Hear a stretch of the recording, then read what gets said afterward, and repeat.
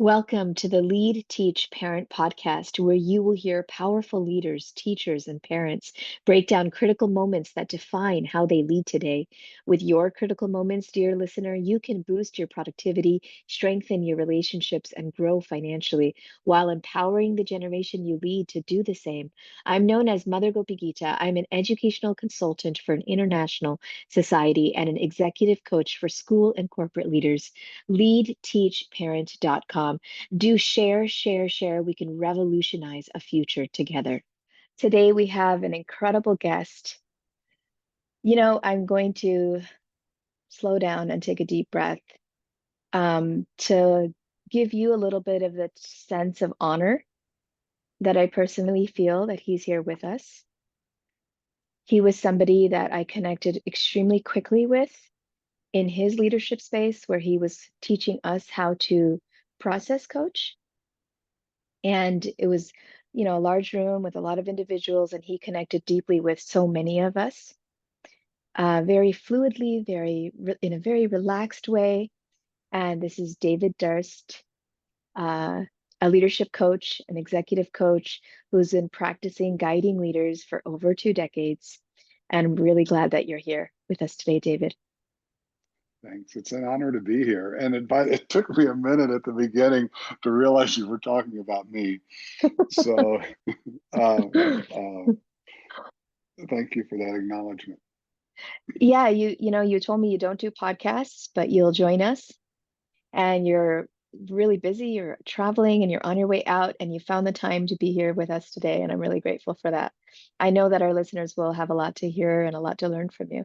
Can you tell me a little bit about, like, what is your story, your bio? Ah, oh God, I already said I don't like talking about myself in bio ways. Just highlights of No, the that's work that okay. you've done. Highlights. So um, before I got into coaching, I was a project manager for a scenery company. Mm. Um, and I've always been what I would call artistic. Mm. And um, yeah, and I've my wife just says I'm a no waiting to happen. So Mm. while I've done a lot in my life, I've also resisted a lot in my life. Um, so I've been coaching for over 2 decades, and it's probably the longest I've ever done anything in my life.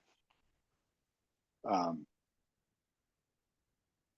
I started out Mm. thinking I wanted to be an engineer because that's what I thought my father was. My father died when I was 13 years old. Mm. And I thought he was an engineer, basically because I had a friend whose dad was a lawyer.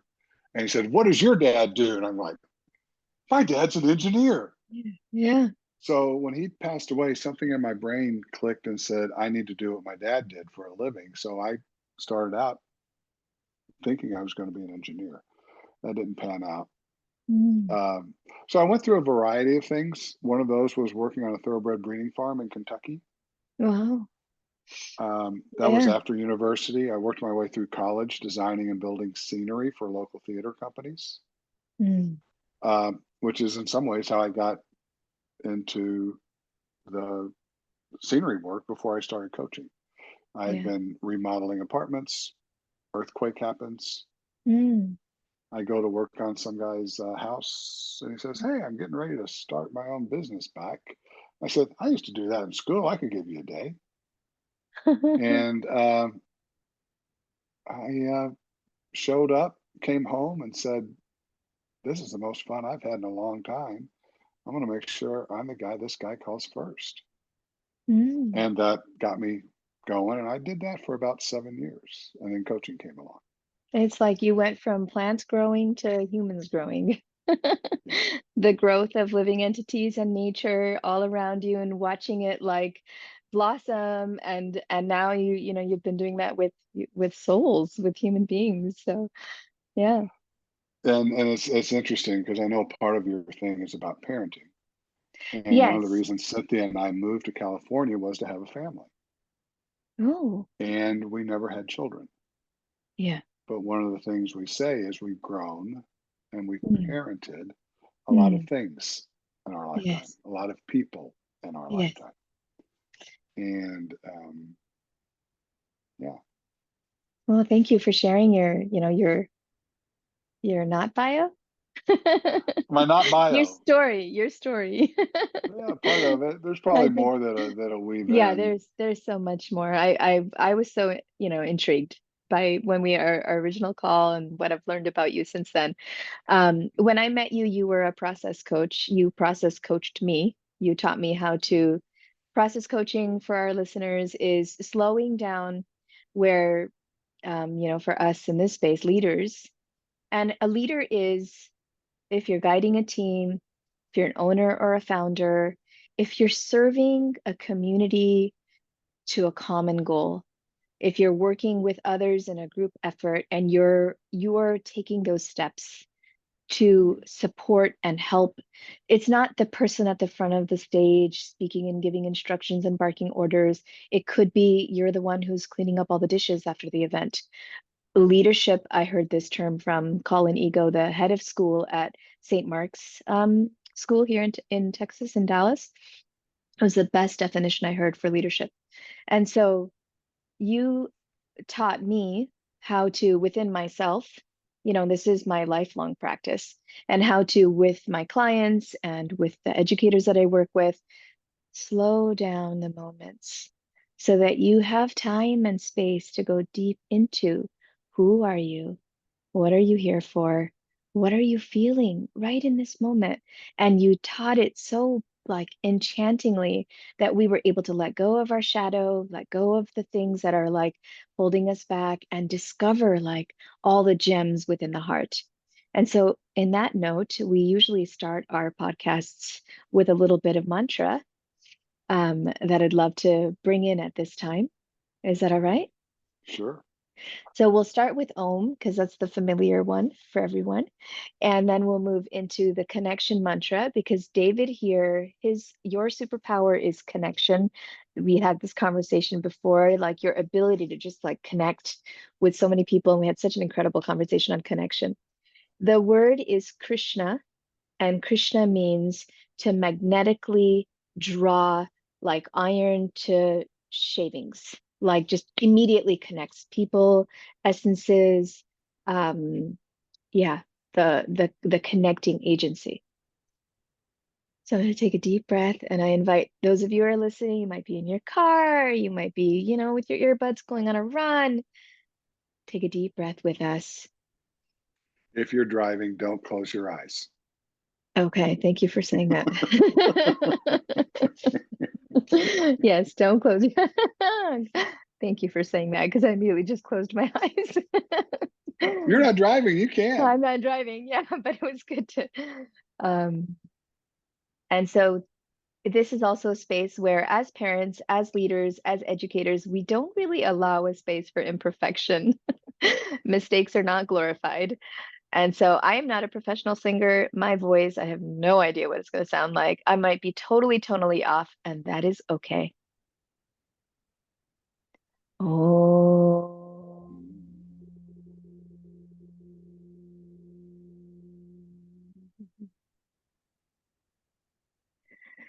Krishna, Krishna,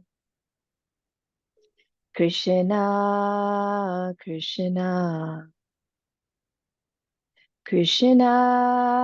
Krishna, Krishna, Krishna, Hey. Krishna, Krishna, Krishna, Krishna, Krishna, Krishna, Krishna, Hey. Krishna, Krishna, Krishna, Krishna, Krishna, Krishna, Krishna, hey. All right, that was the mantra. And from here, I'd love to ask you, why process? Why process coaching?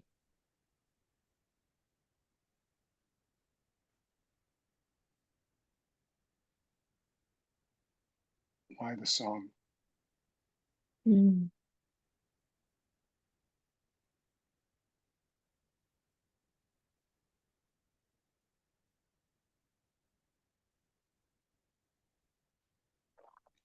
There's something that you're committed to that has you take the time and put the focus on the song because it feels like it evokes something in you.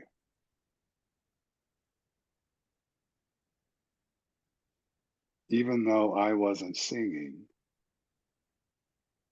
I was impacted. I don't exactly know what I was feeling, but I was feeling something that was kind of cool as I listened, as I witnessed, as I bead with, so to speak, you as you connected to something that's really special to you.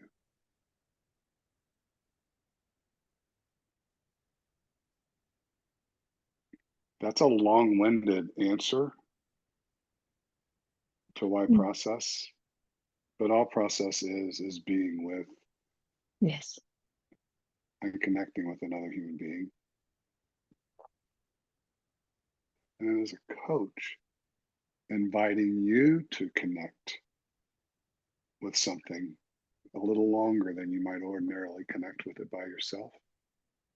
Mm, And notice if beautiful. there might be something else there that when we go through, we miss, we forget. It's like one of my favorite quotes is music happens in the space between the notes. And sometimes when we're singing, we forget to notice the spaces. Mm,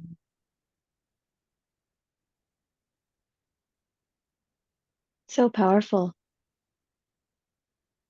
I love hearing that you were impacted by my connection to the mantra. That just lights me up with joy. Yeah. And I'm feeling like a level of slowness and a meditative mood that has entered this space that wasn't there in our previous conversation, where we were just like rapid fire going back and forth and laughing, and I'm just going to allow it. And our listeners are here with us, and we see you. We know you're here with us, and we're so grateful that you're here with us. Yeah. When you're working with, the hundreds, if not thousands, of individuals that you have guided, is there a specific moment or memory that's anonymous that you can share that's coming up in this moment while you're feeling impacted and while I'm impacted? What's coming up right now as far as a memory of an event? Not an event, a leader, a client that you work with.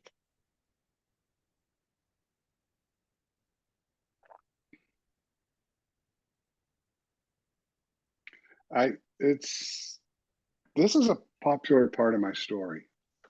Mm, And it maybe popped up because it is familiar, but I think it's a good one. Um, One of the things that's not in my bio is that even though I've been coaching since 2000, my wife made me take my first coaching course. oh, yeah. And because I didn't know what coaching was, I thought I was going to sit in a room and have somebody do me and tell me what I was supposed to do. Mm, And um, so I show up for this course fairly resistant. mhm, And it was all the courses, as you know, are co-led. There's two people, co-active, partnering, both partnering, our conversation.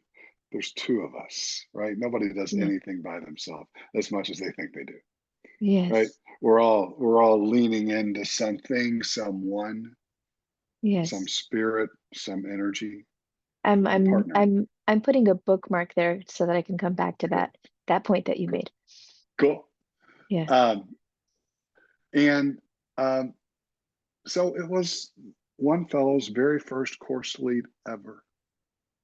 And they had designed, we're going to dance in the moment, right? We're going to create from each other. I said, sure. And course starts. The one leader, the experienced leader, looks over at the young leader, says, take it away. The young leader goes, oh crap, what do I do now? Oh He goodness. looks over, sees me, and says, oh, that's David. He's Cynthia's husband. He'll be easy. He had not Oh. gotten the backstory. So the opening question that he was supposed to be modeling is, what is your dream? So he walks on over to me and says, so David, what's your dream? Mm. I looked up and I went, I don't have one. So he does kind of that coaching thing of, so what if you did? And I looked up and said, sorry, I got nothing. In his panic and frustration, he did the thing that he thinks was like selling out, but was probably the best thing he ever could have done. He said, well, then ask me what mine is. Oh. I went, oh, okay. What's your dream? And he told me. Mm. And something shifted, something clicked in that moment that even if I didn't know what my dream was, or I was too embarrassed or didn't feel like I could have one, Mm. that sometimes the best thing to do was to get my attention off myself and onto another human being. Mm. And that was a big shift moment, Mm. especially for someone that had been trained to have all the answers, that had been trained from birth because of this physical form, this body I'm in, that As I a had been white put into male. leadership positions all of my life Mm. simply because of this, or because I had a voice that was loud enough for people to listen to and follow. Mm. But that moment of, oh, I don't have to have the answers. I can partner with somebody else so that answers can be discovered. Mm. That's not to say I still don't have answers, but Yes. that shift, that moment of I don't have to have all the answers. That was the coactive shift almost, the resourceful whole, the Mhm, facilitator, the servant. mhm, mhm. And the resourceful and whole, you probably, if you haven't, you'll talk about it on your other podcast, that people are naturally created, resourceful, and whole doesn't mean that everybody has all the resources or the same resources. And part of our job is to discover, do I have the resources I need? What Mm. resources do I need and find? And sometimes it's finding other people to lean into. Yes. And sometimes it's like, you know what, I got enough. And maybe it's time to stop looking for resources and start to utilize some of the ones I got. So there's a little bit of a challenging and a championing that the coach gets to Yes. have as well. Yes. So, Excellent. So that shift that you made, I recently was on a call with another gentleman who was talking about this other directed, this space of like learning from another, supporting another, that wisdom that you felt in that moment. You said that, and I hope it's okay to step into this a little more. You had mentioned that your father had passed away at 13,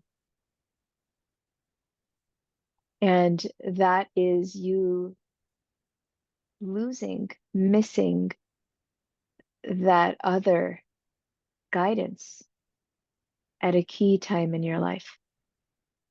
That ability to, as a man, as a growing man, trust that I have another growing man model who's here with me And the shadow side or the other side of that being I have to do all of this myself. Like I'm the man of the house now. I gotta do it and take care and be the engineer that he, carry his torch. Would you like to tell us more about what that was like? Are you comfortable to speak about that? I I don't know if it's got anything to do with comfort. You're onto something. It may be part of the reason you asked me on the podcast. Um, so one, coaching, sitting beside someone and partnering them to find their own answers. Telling, advice giving. Mm, When someone dies, nobody knows what to say, but everybody thinks they're supposed to say something. mm, And a very loving aunt with best intentions comes up and tells this 13-year-old boy, "You're the man of the house now, and you're supposed to take care of everybody." oh my gosh. To this That's day, I don't know what that looks like. Um, and I don't know if anybody, you know, knows what it looks yeah. like. I do know in some ways it shaped a lot of who I was and what I tried to be, and then what I rebelled against being. Right? Mm, There's that push pull thing. Oh, I'm going to do this. Oh, that doesn't work. Oh, no, no, no. Let's go be the rebel. Let's be the one that doesn't.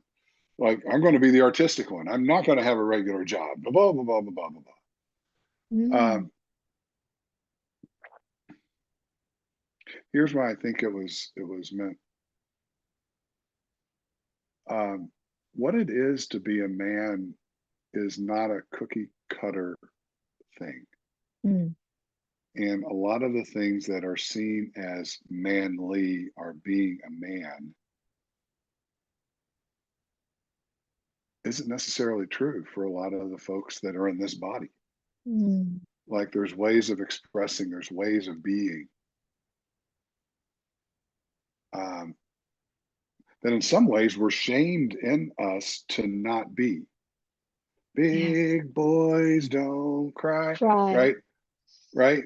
Yeah. Um, and yet, Oh, I just love that, the way you said that. We're shamed into not be because crying is a part of being. yeah, And coming from you as a white man in America, David, it's like it just needs to be said again. We're shamed into not being. mhm. And wow. I think we talked about this last week that each of us is here as a result of our history, of our ancestors, some we don't even know, Mm, but also our cultures. The cultures that have official names, but there's also our individual cultures that we were around and brought up with that are, while they seem similar, they have their own levels of diversity mm. and they shaped and formed. I don't know why yeah, Yeah. I, mm,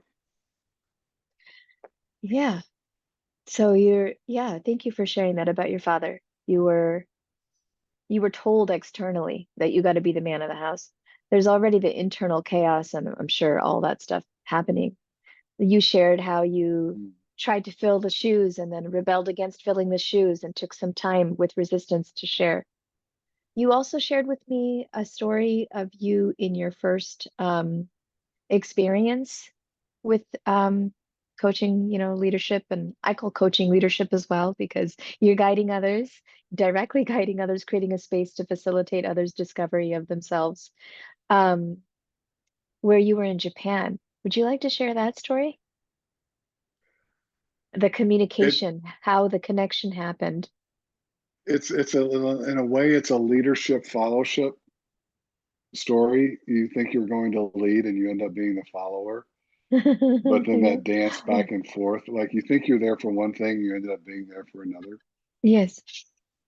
um, I had a story Mm, that there was no reason to travel. And throughout the course of the coaching journey, I decided to accompany my wife and assist a course that she was leading in Japan, and she was in Japanese with a translator. Mm, My role was to be an assistant and to come in and coach one of the participants if they needed me. mm, One of the things, and this has a little bit to do with energetic awareness, early on in the course, the translators weren't trained professionals. And in Japanese, you don't know what the sentence is until the last word of the sentence, but they were trying to do a simultaneous translation. So she was getting, say the sentence was life was like a bowl of cherries. What she was hearing in her ear was fruit. There's a vessel. Uh, they're hungry. And then after these random words, they go, oh, life is like a bowl Life of is like a cherries. book. Yeah. So it was, she just, so she takes the earpiece out of her ear and just starts delivering the material and even answering questions based on the energy that she was Mm, working with, not the literal words. So one, to see her connect energetically mm, and to be able to have conversations energetically, that was just blew my mind. I was like, okay, this is cool. mm, But the other part in coaching, the woman that I got paired with, because she was the woman whose English was the best of anybody in the course, mm, and definitely her English was better than my Japanese. mm, Um, but most of what we did was we sat across from each other mm. and connected and shed tears together. Because Amazing. part of fulfillment coaching is really looking at what are your values, what's important to you, Yeah. what's your vision, what do you want, and even if you don't understand people's words for what they want, Mm, to be in their presence while they're looking mm. is moving. Yes.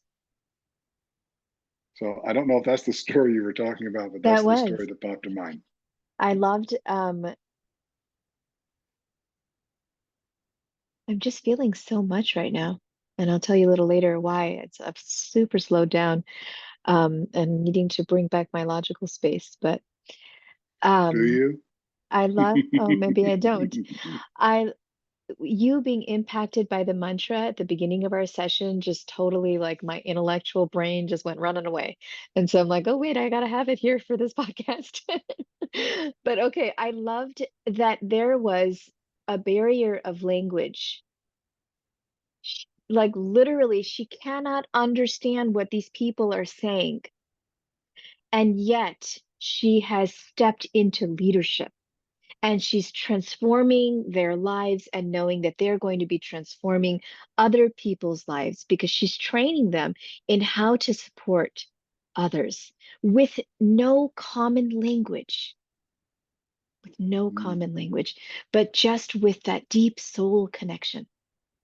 And that's what I got from you when I met you, when I came to your training, your process training course, and I was there for the weekend. I got this thing within you. And I'm sure you and your wife share the same similar, you do, because you're both also coaches, this superpower of being able to connect with others despite the external. There is no material impediment to deep soul connection is a bhakti tenet. It's a philosophy, like a mm, bhakti for our listeners. Bhakti is a universal philosophy. If you dig down deeply to all the religions and all the spiritual paths and even the non-spiritual paths, scientific paths, maybe I'm not going to say scientific because I don't know that for sure, but all the paths of like connecting internally, intuition, serendipity, whatever words you want to say, Bhakti has some core philosophical and spiritual like sutras, concise statements that are universal. And leadership parenting is built on that. and leadership teaching, which is my next company that's being built right now, is built on that. And so this connection, this ability to connect even when there's no language, when you don't have language, in a space of 3 days where you're actually training people for like real life, like, stuff like that was really impactful for me. And it feels like your starting of this call where I'm speaking another language, I'm speaking Sanskrit words, and you paused and you were, it was like that was proof of this experience that you brought that experience that you had with your wife into this space. And I just love that. Mm. Yeah. So you've also been, you know, guiding others in organizational and relational family systems. Organization, I'm going to butcher the phrase, but family systems. I got to tell you, words, they are such a gift, and boy, do they get in the way sometimes. Uh, I work for an organization, um, CRR Global, Yes. and they're probably going to go through another name change. That constant branding and rebranding, and ORSC that you're having a challenge Orsk. Yes. saying. I feel like it sounds It's like a sci-fi word. Oh, it's more like a seal. Oh, it So reminds me when the of Borg. training was first developed, they were like, so we work with relationships. Mm, Oh, we can't go into organizations and say we work with relationships. That's taboo. mm, Well, we'll do organization. Oh, organization and relationship, and we have a systemic approach. Organizational relationship systems mm, coaching. mm, All of those words were too big to fit on a schedule, so it got the acronym ORSC, mm. which is eventually what it got branded as. So Okay. branding by Yes. truncating, and Acronym. now it's like ORSC. Orsk. But Orsk. it does have the hunt factor. Huh? What are you talking about? But the relationship aspect, it goes to a belief of mine. I think relationships are our teacher. Yeah. Um, I have a belief that in some ways we are dreamed into a relationship with others. Mm, And part of our job is then to be in the dreaming and the co-creation of mm, what's being generated from our relationship, like what's trying to happen. mm. Yeah, that's And why you as were in, like, why did you ask that question? Like you see that there's like a spiritual, like metaphysical, energetic thing happening in this space. right? Yeah. And that something's going to come. All relationships are designed to generate something, Mm. right? And then it's like, how do we lean in with one another and knowing what's trying to generate? Oh, that's the I checked out their website after I talked to Nina yesterday, and Mhm. that's the third unit. The third on the website it said something about like the organization, the relationship with the husband, the marriage, the institution that comes out. And then they're like, if you don't understand all of this, think, and they named all the Beatles, and then they named all the individual members of the Beatles, and then they said the Beatles is that third unit. Right now, you're talking about that third entity that appears in every, like in each space, in every space. Oh, beautiful. Right? Yeah. And then how does that what's trying to happen there? What is that creating? Oh my God, I've got so much to share. I've got so much to share. But Yeah. I'm trying to go through the systematic progression of the podcast and the way it's supposed to be laid out. There's so much coming up for me right now. I'm Supposed to is highly overrated I'm sometimes. going right into it. I'm going right into it. So Oh. spirituality is a deep part of my culture. And Mhm. David, today is the day in the entire year. We just had a massive flower festival in the morning at the temple. And today is the day where relationships, the core connection in a relationship, love, pure, unadulterated love, is celebrated and celebrated through this deity, this Indian deity, Mhm. goddess Radha. goddess Radha. Radharani is her name, and she's like the manifestation, the embodiment, the personal like uh culmination of pure, the essence of pure love in this world. And you made a point in the beginning um, that talked about two, it takes two to develop a relationship. It takes two to be in love. And a core, like past the deities and the names, because there are so many names of gods and so many names of deities and energies and in so many different faiths. Past all of that down to the core bhakti tenet, it's if you want to achieve that space internally of deep and complete connection, there needs to be two. There can be one. You can just have one. Some philosophies are impersonal, they're very just like monistic. You can just have one individual strength and connection. But in order to double the love and double the pleasure, you create two. That two have been created and two emerge from that one space in order to experience the dynamic, the relational aspect of the back and forth. And this is what is embodied in like the original being, the original universe manifesting his counterpart, the female and the male, both of them manifesting that too, so that they can experience that love. And so then you said that there's a third entity, a third entity that comes from that. And there is actually a celebration of that third entity in the core bhakti tenets. And that third entity was embodied by Saint Gora, who was a 15th century saint. And he's the one who has laid out all the core bhakti tenets and the person that the saint that I follow and, you know, his Sanskrit, the way he spoke about Sanskrit. And he's that the two separate, like the philosophy that he imbibes is the two separate coming back to one. So collaboration, empathy, collaboration, teamwork, that if you're going to step into leadership, you have to have that understanding of the individual and then the relational, and then how do we come back together? How do we work together in this space? And so that's what I wanted to share. It's a little strong in me right now because it's like the day, the historic meaning of this day. Yeah. And so that's what's arising. What else is getting stirred up over there? Hmm. Because it feels important.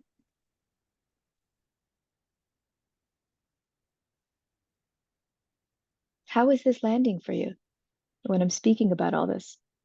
What are you feeling? What are you thinking?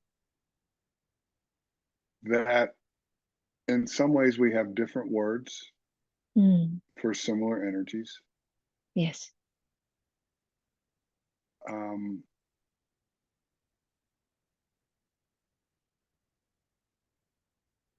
I think we're really aligned. Hmm. And if we were to wrestle and try to find the exact right words that we agreed on, we might never get anywhere. Um,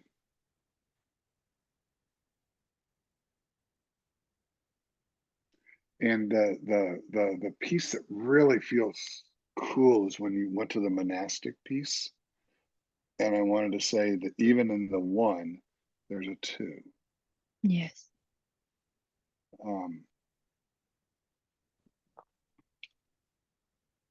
Because you've heard love thyself. Yes. That should be plurals because there are many different parts of ourselves. Hmm. And part, I think, of our individual journeys on the planet is to learn to love all the different parts of ourselves Yes. or feel safe with all the different parts of ourselves. And to notice that the way some of the different parts of ourselves I want to say defaulted, not chose, defaulted to manifesting themselves their first time out Hmm. and got shut down. because it was a young version. It was a version that was like, oh, pretty cool part, just maybe not now. Mm. But it is I think part of coaching is a discovery of what is inside me. What are these different parts? And how do I bring all Mm. of who I am, Yes. but not necessarily all of who I am at the same time? Mm. Nobody needs to drink from that fire hose. But what's the caress that this relationship with? What's the nudge that this relationship is calling forth? What's the ears that this relationship is needing, not necessarily the ideas? Mm. That's that dance of Yes. doing the inner work Mm. so that we can partner more fully. And then you teaching me, or you being willing to sing and impacting and stirring up, but then inviting the conversation around that Yes. as opposed to, oh, I did my job. Yes. Yes.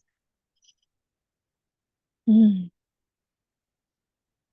I'm aware right now that there are many listeners. Just want to bring them in on this conversation. Very deep conversation we're having here.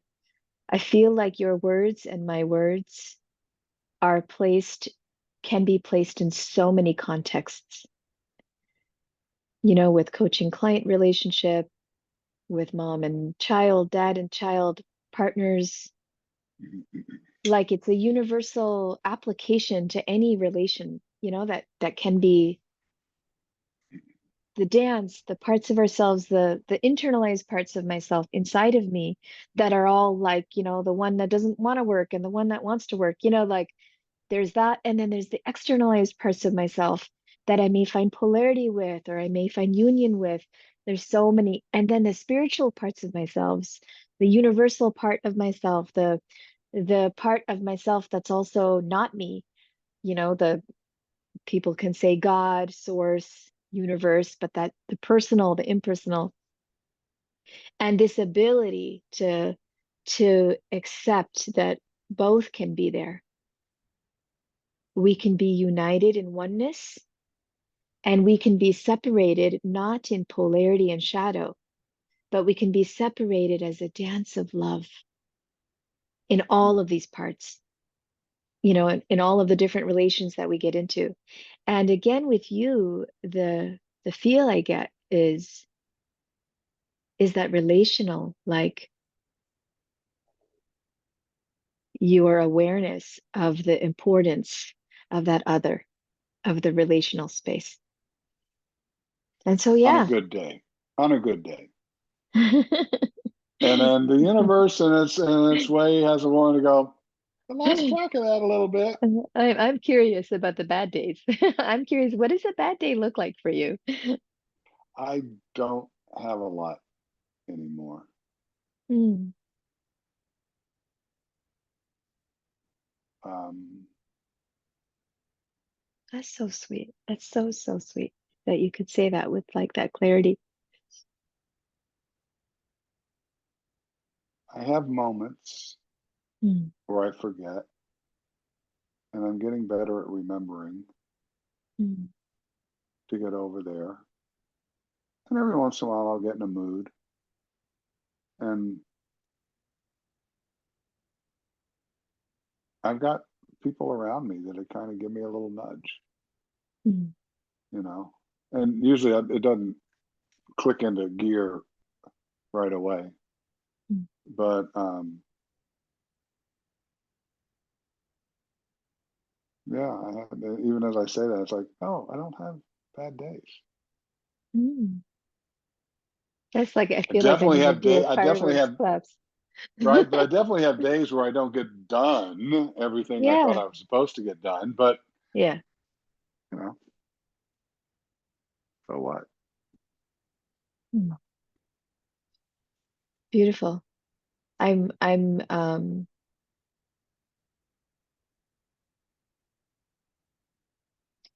visually remembering what my bad days are like. and feeling like I can't wait to be in a space where I'm like, I don't have that many bad days. And also aware of the time here and wondering with all of this that we've just discussed, if you were in front of 10,000 parents in leadership, parents who are guiding their children, and parents who are also healing their inner children, their inner child, and parents who are navigating taking care of a team, an organizational system, a part of guiding others, other adults, what would be advice that you could offer to them?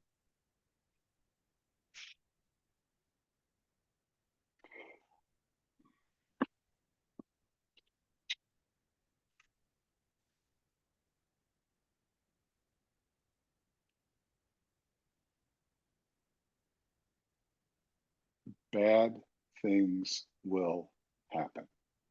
Mm. Bad things will happen that are out of your control, that shouldn't happen.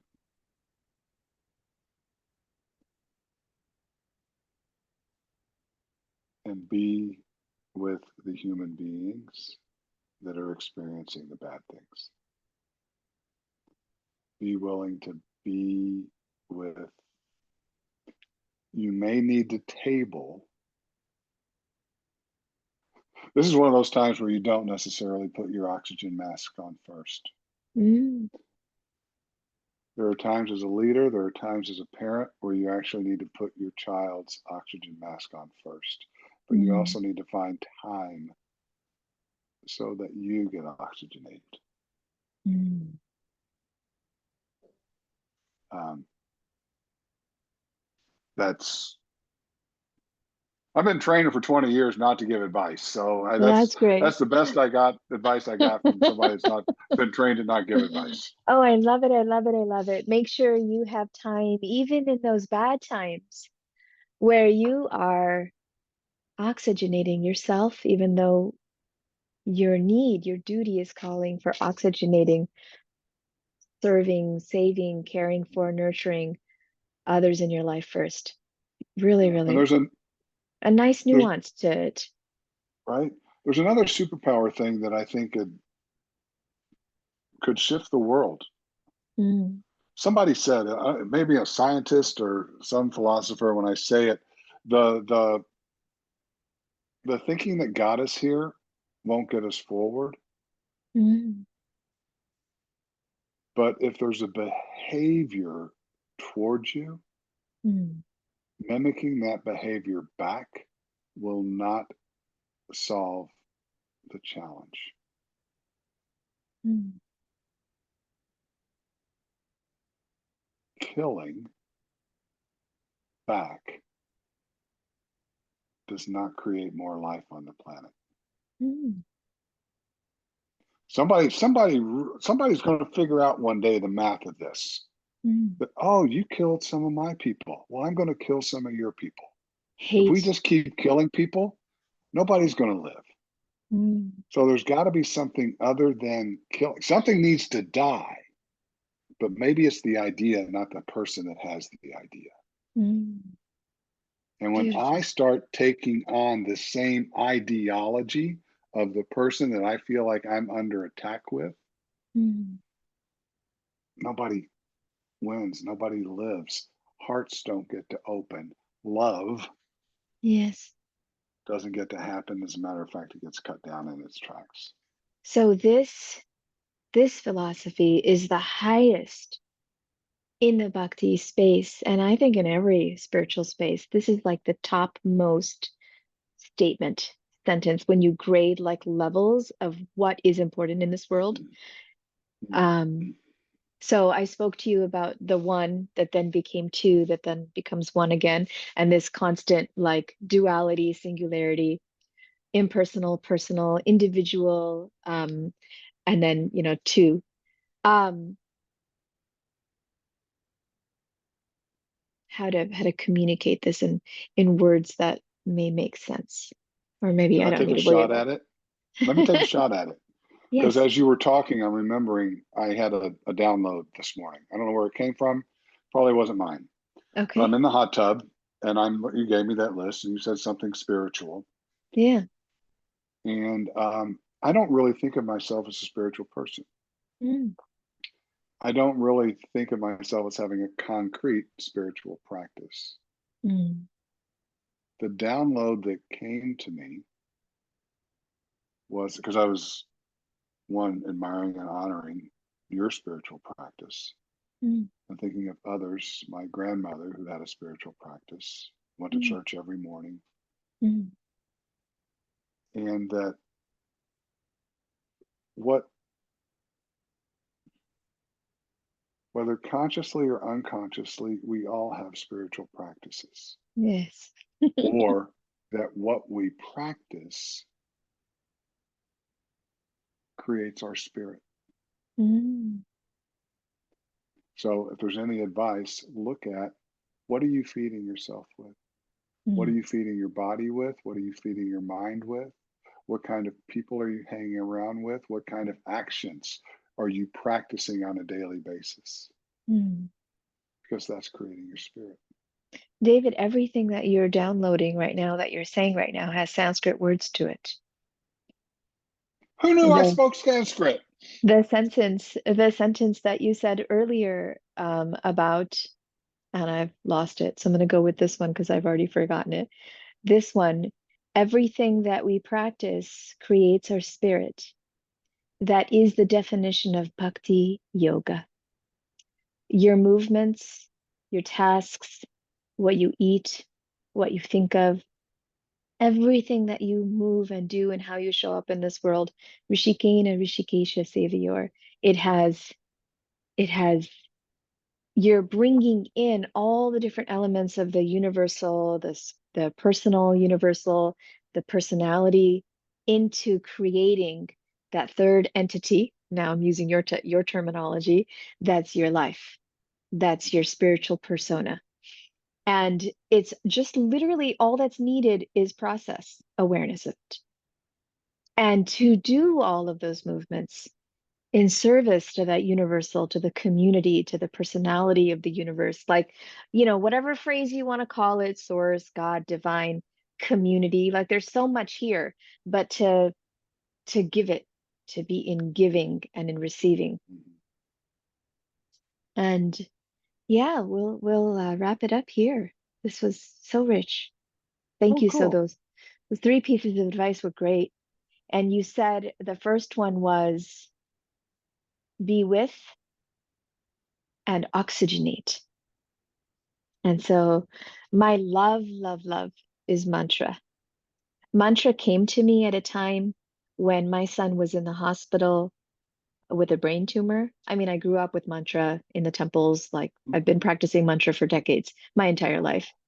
I've been practicing this mantra for 30 years. When I was 14, I made a commitment to meditating with this mantra 2 hours every day.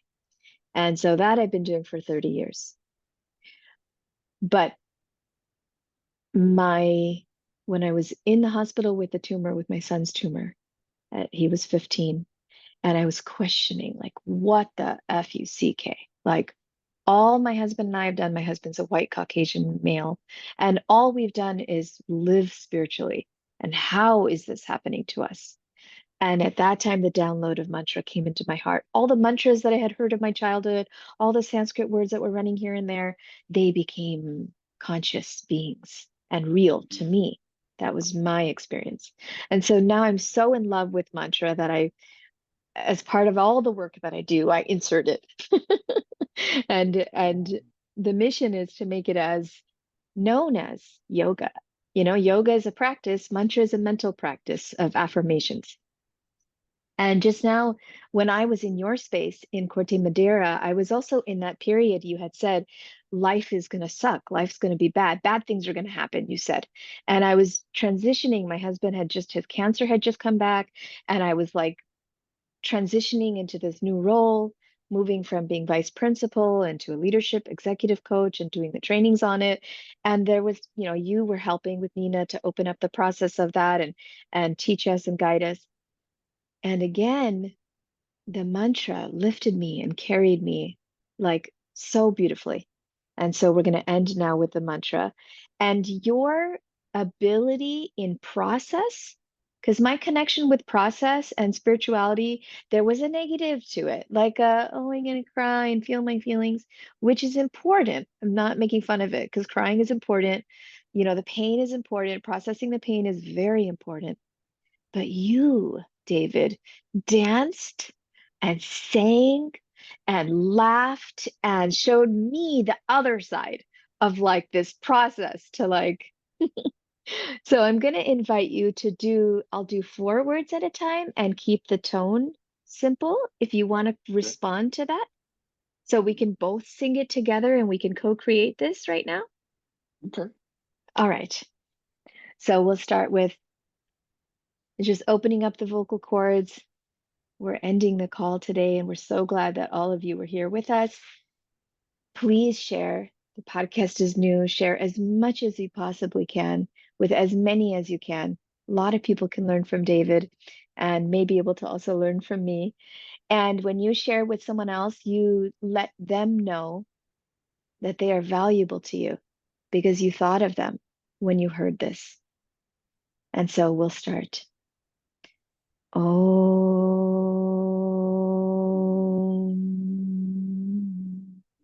So I'll request you to say it. Om. Just a little low. We'll go a little higher. Krishna, Krishna, Krishna, Krishna, Krishna, Krishna, Krishna, Krishna, Krishna, Krishna, Krishna, Krishna, Krishna, hey. Krishna, hey. You have an amazing voice. Yeah, it's like rich and baritone and strong. I'm going to do something now next level. Hare Krishna, Hare Krishna, Hare Krishna, Hare Krishna, Krishna Krishna, Krishna, Krishna, Hare Hare, Hare, Hare, Hare Rama, Hare Rama, Hare Rama, Hare Rama, Rama Rama,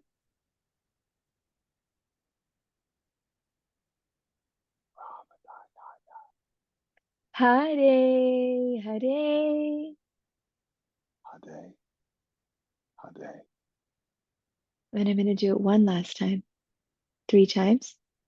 Hare Krishna, Hare Krishna, Hare Krishna, Hare Krishna, Krishna Krishna, Krishna, Krishna, Hare Hare, Hare, Hare, Hare Rama, Hare Rama, Hare Rama, Hare Rama, Rama Rama, mm-hmm. Hare Hare. Hare, Hare. Oh, that was so fun. Thank you so much, David. I so enjoyed You're talking to welcome. you. So grateful. Mm.